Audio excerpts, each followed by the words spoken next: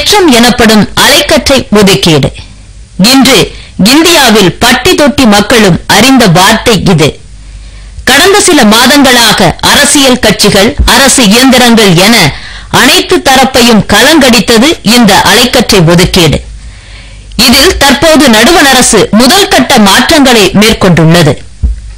தொலைத்தொடர்பு கொள்கை 2011 எனப்படும் இந்த கொள்கையின்படி இனி உரிமத்திற்கு தனி தொகையும் அலைக்கற்றைக்கு தனி தொகையும் வசூலிக்கப்படும் என அறிவிக்கப்பட்டுள்ளது.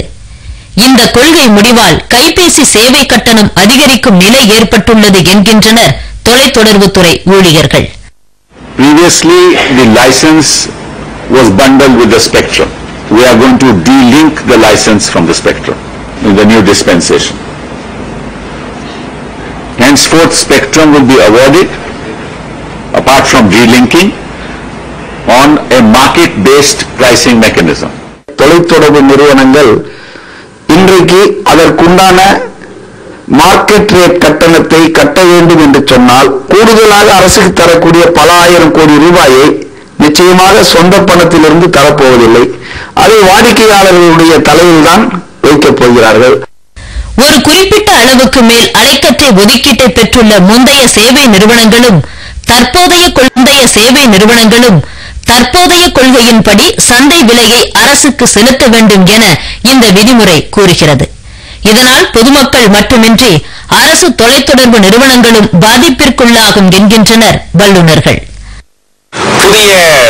புதிய கொள்கையின்படி லைசன்ஸுக்கு ஒரு கட்டணமும் அதே அலைக்கட்டைக்கு தனி கட்டணமும் வசூலிக்க முடியும் நேரத்தில் அந்த சுமை பொதுமக்கள் தலையில் மட்டுமே வெடியும். பெட்ரோல் விலை மாதிரி ஒரு சராசரி மக்கள் கூட பயன்படுத்த முடியாத நிலைக்கு என்கின்ற ஒரு நிலையை ஏற்படுத்துவதாக இருக்கக்கூடாது.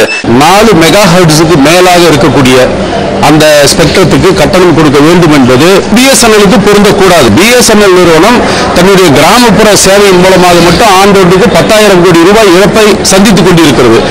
1999ஆம் ஆண்டு வகுக்கப்பட்ட கொள்கைகளில் செய்யப்படும் மாற்றங்கள் அதில் நிகழ்ந்த தவறுகளை சரி செய்யும் நோக்கத்துடன் மட்டுமே இயற்றப்பட்டுள்ளது.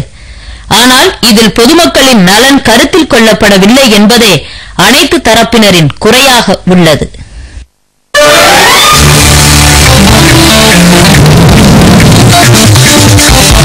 3 டன் உணவுடன் பறந்த விண்கலம் வெற்றிகரமாக அனுப்பியது ரஷ்யா. கொல்கத்தாவில் உலகக்கோப்பை மட்டைப்பந்து போட்டி உறுதி. பிரணாப் முகர்ஜி திட்டவட்டம். விவரம் இடைவேளைக்கு பிறகு.